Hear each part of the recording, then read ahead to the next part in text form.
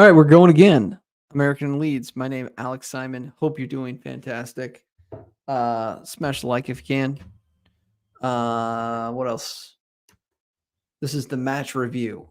Little match review. Leeds United 3, Harrogate Town 0. We're going to jump into Daniel Farka's comments. A little Farka ball clip.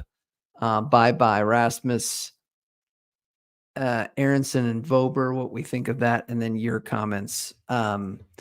Let's start off with the gaffer, who I thought was a little long-winded tonight, but was revealing in terms of what he said and did after the match. Well, let's actually go to the scoring. Let's break down the scoring first. One of the scoring games, little Farka ball here. And then Meslier lifts it out for the... I mean, incredible. Meslier does have a wand of a left foot. Run of Ampadu quickly on into the path of Joseph. Good work to get James in down the right. Well forward.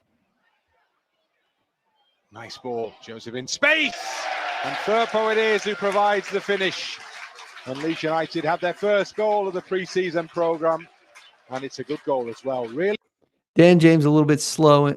I think he slowed it up, stopped the ball and the momentum. He did that twice during the game, at least that I could tell. He did that, and then he also did Georgie let him in. Really nice run by him and Georgie to see him right around midfield, and he was in one-on-one with a defender, and with his speed, I think he could have gotten right in there, and he slowed the ball down and actually kicked back out. The defense was allowed to set up, and Dan James a little bit slow in terms of the movement of the ball. Incredible pass and just quickness for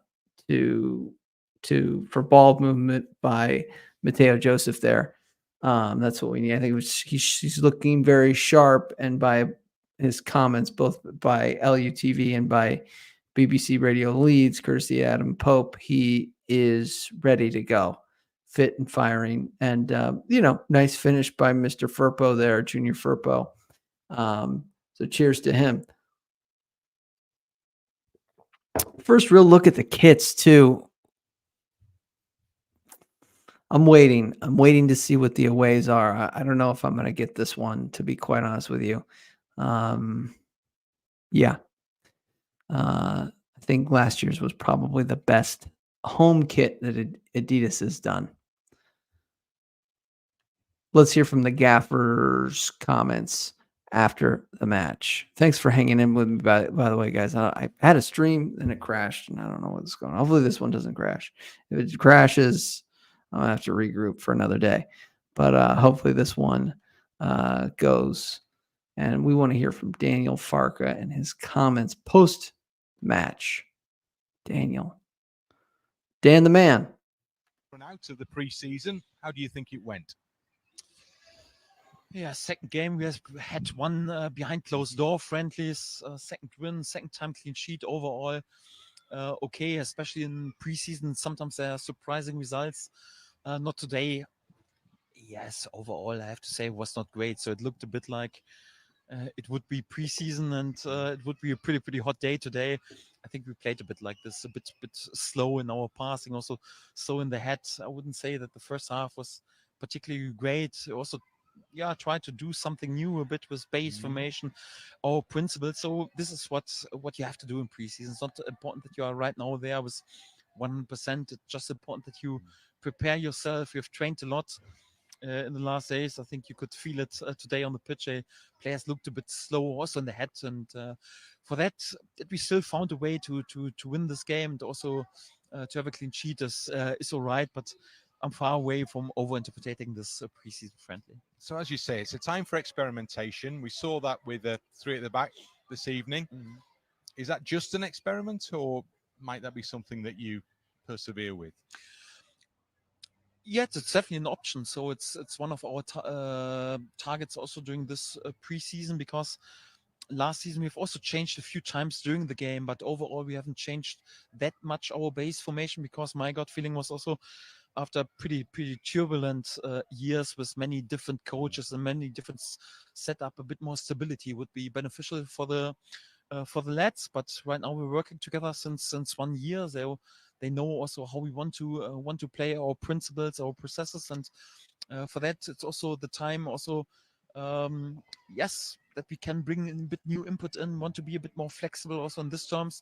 I couldn't predict if you always want to change from game to game. I think this won't happen, but to be a bit more flexible is definitely one of the targets also for preseason. And was also a bit forced, and due to the situation that several players were not available. We didn't have too many fullbacks available for example today. And if the best choice, if you don't have fullbacks there, then you play without fullbacks. So for that, I think yes, it's.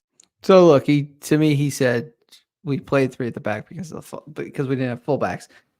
I doubt we see three at the back for the season. I like Daniel Farka in many ways, but I don't think I think he might be more tactically knowledgeable than he might display during the course of the season. But this man loves a 4-2-3-1. We will see a 4-2-3-1 unless there is some kind of serious emergency. And I fully expect the 49ers to buy two fullbacks. It's just a cat and mouse game of getting their market evaluation for the players that they are targeting.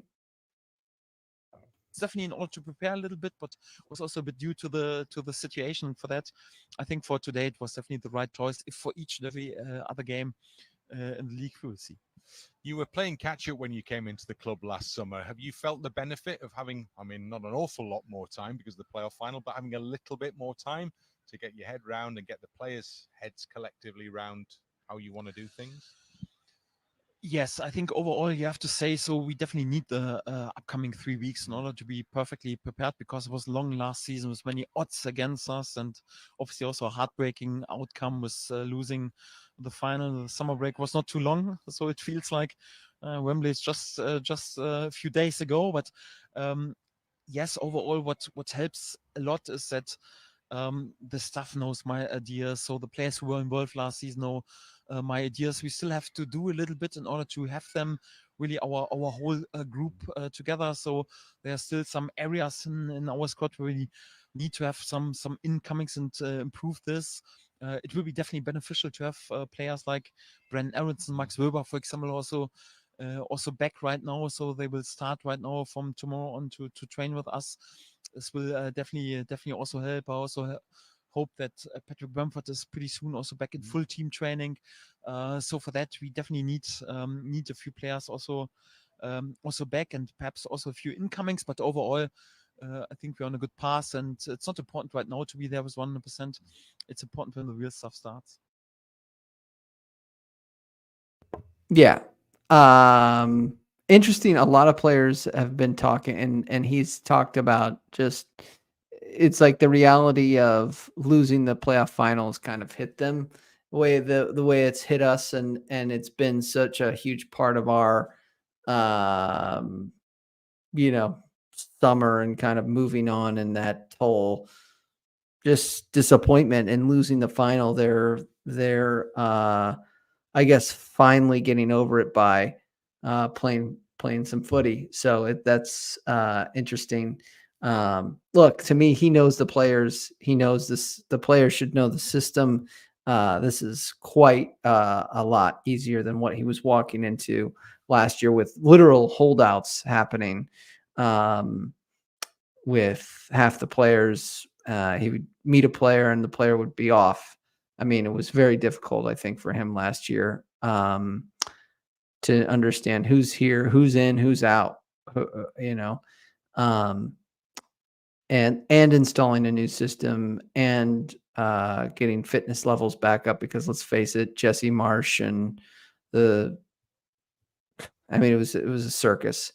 So it's specifically for in that area, fitness was not what it was under Bielsa. And so I think, Farka does probably have that right balance, at least in terms of fitness, and keeping players healthy. I mean, he was very lucky last year in terms of his the players that he had available. So we did Farka Ball. We did a little bit of Farkas comments. Let's dig into your comments. Michael Brown says, good to see that Leeds put out a strong lineup this time last season. Leeds were putting out their youth side apart from Bamford and Ayling. Yeah, it is nice to see that it was a nice strong side. It's good to see. It's good to see some look. It's good to see that this is a side that's basically missing Archie Gray. And Martin, I did see that Archie Gray. Yeah, he's going to be one hell of a player. He played center back. I saw the the highlight clip, as everybody did. It sucked. It stinks. It's the first sign that we didn't. I talked about this in another stream. It's the first player we've lost since we've been relegated that hurts. When we lost, we were losing players last season.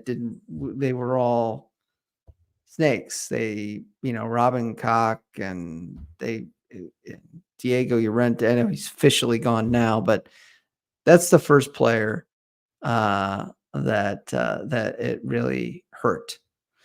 Dan James says, Martin Cook says, Dan James' new haircut is a bit proletarian, don't you think?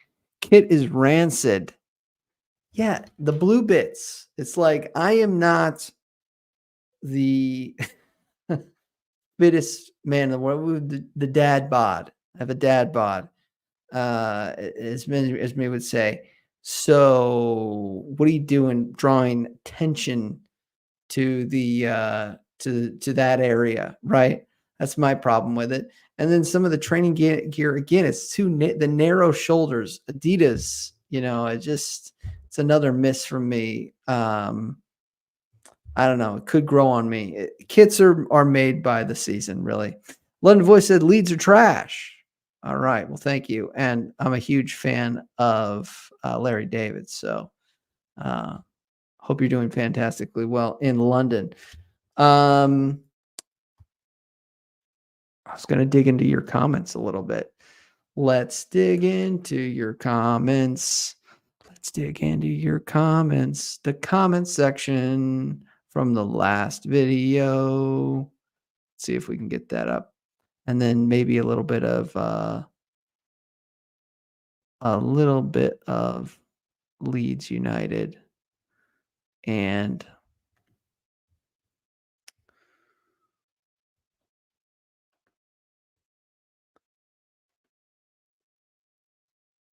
the boys that did come back.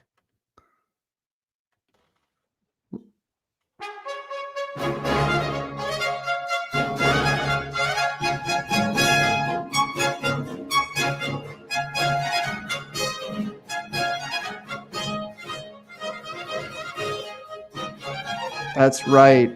It's time for your comments. Your comment section. All right, I'm going to read these off my phone.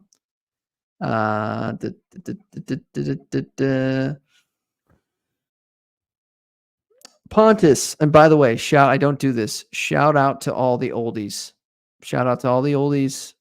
Pay respect to your elders. Pay respect to your elders. And you know what? If you're a 3-year-old, pay respect to the 5-year-olds. If you are a man in your 50s, pay respect to the men and women in their 60s. And it just goes on from there. And then if you're up there, God bless you. If you're in your 90s and you've crested over over 100. I don't know. You just keep going. I guess you've reached the mountaintop. So cheers, everybody. And we'll dig into some of the comments. It was a good video last stream, I will say. Pontus says, look, do you want to win on YouTube? Of course I do. Of course, that's what this is about. Winning on YouTube. And he says, Fab Film, basically referring to the Damn United. I thought it was a fabulous film. I mean, I think people kind of got me a little off there. I thought, it was a fab film. I just think it's interesting how the men were portrayed, and I probably need to continue to dig into the 60s and 70s United. I surely do. And the players, and I understand it was a special club, and I've seen clips of the greeting of the crowd and the spinning and the tassels on the kit. I mean, the kits look really sharp in the 60s and the 70s. No sponsors, just crisp kits back then. But that's what I comment on. I comment on the cinematography. That's the kind of stuff I notice. I don't know. That's what when I look at films, it's what I do. Jaguar Skills 69 said, well, that's slightly over the top, saying that there was a fire sale. Of course, I was being sarcastic in my title, but he's dug in, so I appreciate that. It's certainly not that by any means. I've seen fire sales when Rizdale was in charge and gambled and failed, and there's fan frustration that there's some sweet free agent FA, I believe, or FA transfer news coming in from the 49ers. And I think the 49ers want to, 49ers don't leak about their signings in case they get gazumped by another team in for players they're interested in. I agree with everything that Jaguar Skills 69 said. Some comments coming in. It's good to see Archie Gray's younger brother absolutely getting some time in here. I saw the Gray family showed up, and that was excellent to see. Yeah, they will. And I think we did right by Archie to get him to Tottenham. I mean, I think the Brentford deal, although was appropriate, maybe money-wise, I think it was about $35 million. We got Joe Rodon back, and I think we got him to a better club. So, I just, yeah, and the bloodlines, everything. You hope that that the Grays continue to trust us with the development of their family members.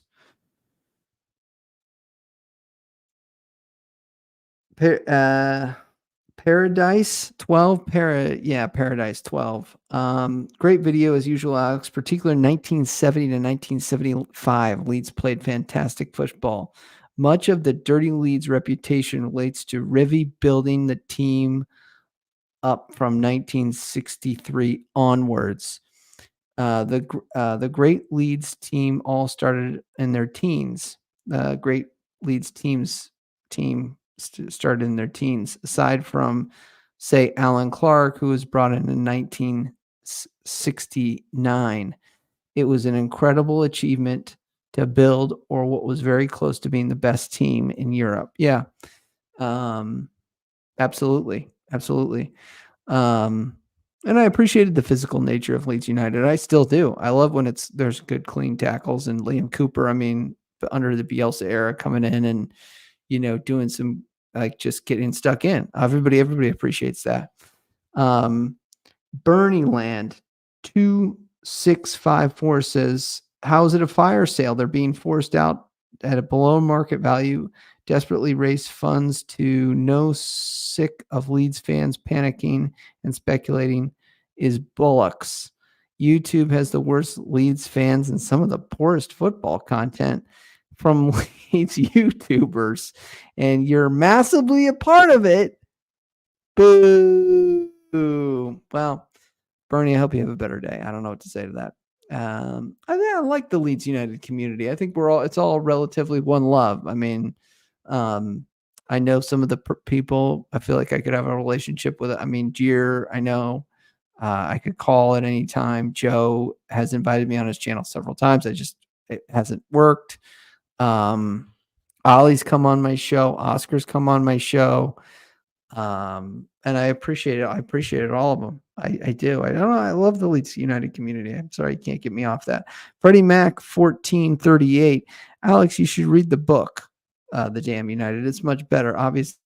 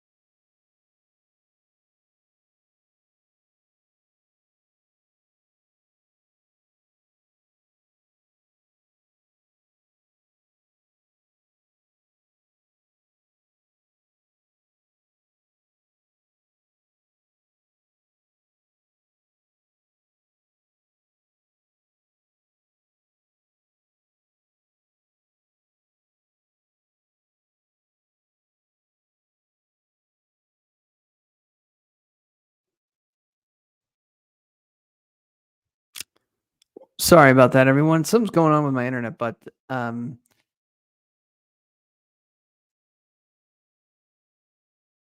we're gonna end it right there.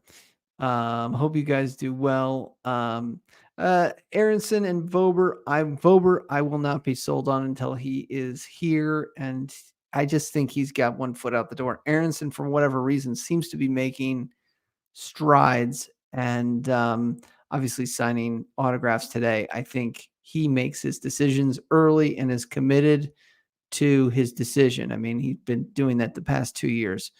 Vober might have grandiose ideas of trying to play in the Champions League or something.